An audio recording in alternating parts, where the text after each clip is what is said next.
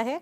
अब वैशाली जी, मैं आपसे जानना चाहूंगी, आप इस बात से वाकिफ हैं कि उत्तराखंड में टैरिफ को लेकर कितना बड़ा असर देखने को मिलेगा, क्योंकि एक्सपोर्ट यहां से हो रहा है काफी सारी चीजों का और उसका असर अब उत्तराखंड पर भी पड़ता हुआ नजर आएगा। आखिरकार आप क्या मानते हैं, क्या कुछ रणनीतियां तैयार की गई हैं, क्या इस अर्थव्यवस्था को बचाया जा सकता है उत्तराखंड में? सबसे पहले तो हमें टैरिफ गेम को समझना होगा कि टैरिफ गेम की बॉल जो है भारत के पाले में क्यों आई। आप जब जियो पॉलिटिक्स को देखते हैं, जब रशिया यूक्रेन युद्ध हुआ और उसमें हमें एक अपॉर्चुनिटी मिली कि सस्ता तेल खरीदने का, तो हमने क्रूड ऑयल रशिया से खरीदा और वो भी रुपये में खरीदा। तो रुपया इतना ज्यादा रशिया के पास है कि उसके पास वो हमसे उतना सामान नहीं खरीद सकता जितना उसके पास पैसा है। तो एक आप ये समझिए कि अभी तक वो पैसा उपयोग नहीं आया। तो अभी तक हम जो पैसा जो क्रूड ऑयल ले रहे हैं वो एक हिसाब से फ्री में आया हमारे पास, केवल पैसे की सिक्योरिटी देके, गारंटी देके। दूसरी बात, जब हमने उसको रिफाइंड किया तो हमने उसको जब रिफाइंड हुआ तो उसके बाद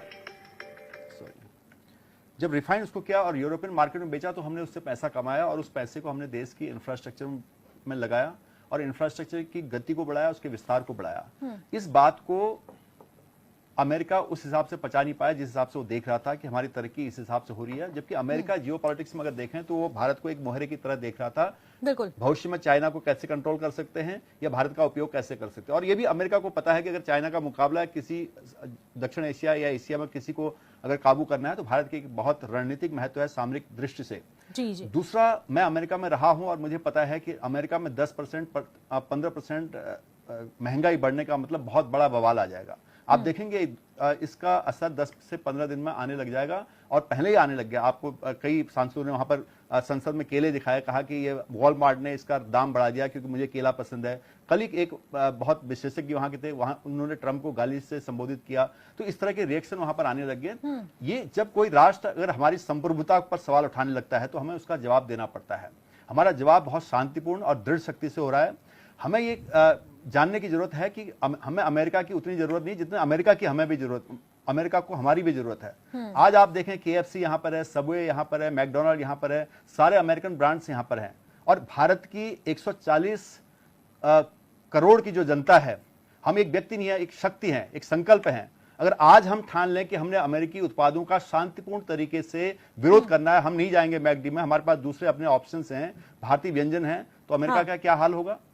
उस बात से अमेरिका बहुत अच्छी तरह से वाकिफ है। और जिस हिसाब से ब्रिक्स काम कर रहा है और ब्राजील एक तरफ खड़ा है, भारत खड़ा है, रशिया और जो इंटरनेशनल बैलेंस की अगर बात करते हैं, रशिया और चाइना एक थे, वहां पर भारत थोड़ा सा तटस्थ था तो अमेरिका की चल रही थी। आज भारत रशिया के साथ तो है ही है, चाइना के भी करीब जा रहा, तो अमेरिका में हलचल से उसको देखा जा रहा। तो इस बैलेंस के लिए अमेरिका ज्यादा चिंतित है। आपने देखा होगा अभी जर्मन न्यूज पेपर में आई थी खबर कि 4 बार ट्रंप ने मोदी जी को कॉल किया लेकिन मोदी जी ने फोन नहीं उठाया। मोदी जी ने कहा मुझे जरूरत नहीं है ट्रंप से बात करने की, क्योंकि ट्रंप जो जिस प्रकार से अमेरिका के राष्ट्रपति की गरिमा होती है उसके हिसाब से बात नहीं कर रहे हैं और वो एक बिजनेसमैन की अपनी भूमिका निभा रहे हैं। तो इन सब चीजों को देखते हुए मैं ये कहता हूं कि और जिस प्रकार से भारत को पहले से पता था कि ये टैरिफ का हमें ये असर हो सकता था, हमने अल्टरनेट सप्लाई चेन को देखना शुरू कर दिया था।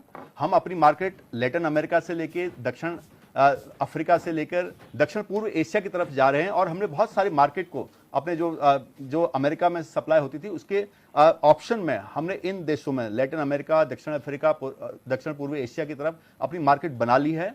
और हमने जीएसटी में, जैसे अभी सर ने कहा कि जीएसटी में छूट दी जा रही है निर्यातकों को राहत देने के लिए, मैन्युफैक्चरर को राहत देने के लिए, हमने पहले ही जो आयकर है उसमें छूट दी है 12 लाख तक, ताकि परचेजिंग पावर बढ़े।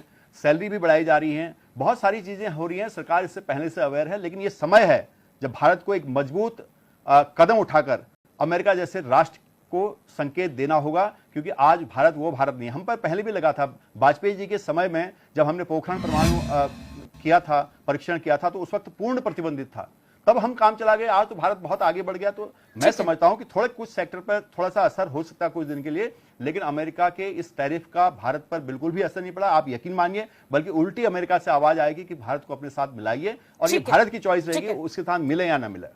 बिल्कुल बिल्कुल वैशाली जी। आशीष जी, मैं भी आपसे यही सवाल लेना चाहूंगी, टैरिफ को लेकर कांग्रेस किस पर्सपेक्टिव से सोच रही है और आखिरकार उत्तराखंड में जो इम्पैक्ट पड़ रहा है उससे किस तरीके से ओवरकम किया जा सकता है, किस तरीके से उस पर काम किया जा सकता है? आशीष जी।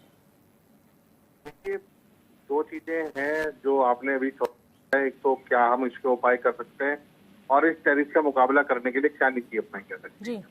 अभी हमारे भाजपा के प्रवक्ता महोदय जो हमारे भाई हैं, इन्होंने जो बात कही है, यदि ये बात अगले